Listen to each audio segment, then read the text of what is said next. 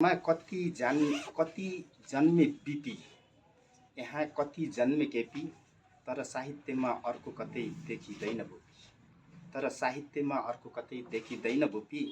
भुपी आज परम लोकमा सरदा सुमन अर्पण, परिवर्तन नाटक तिम्रो समाजको दर्पण, परिवर्तन नाटक तिम्रो समाजको दर्पण।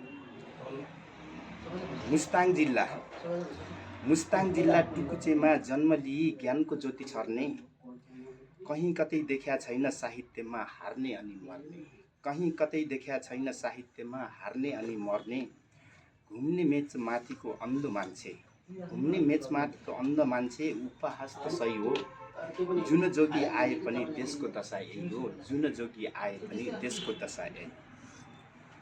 हिउँदको ऋतुमा थाक्लाको चिसोसँगै पुस 14 को जन्म, यात्रा गरी मातृभूमि 54 वर्षसम्म, गुण भयो देशका लागि सुन्न भए कीर्ति, साहित्यमा अमर छन् भुपी तिम्रा अर्थी, साहित्यमा अमर छन् भुपी तिम्रा अर्थी।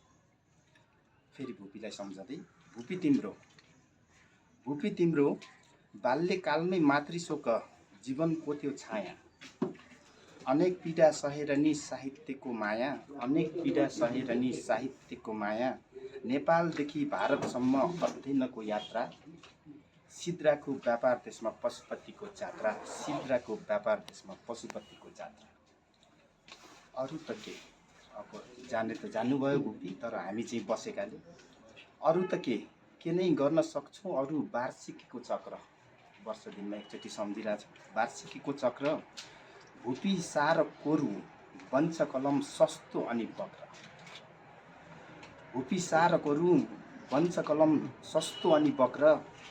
अब शब्द खोज्नै पर्छ भुपी तिम्रो शरण, भुपी तिम्रो चरण, साहित्यका पारखी हौँ पर्न देऊ शरण, साहित्यका पारखी हौँ पर्न देऊ शरण।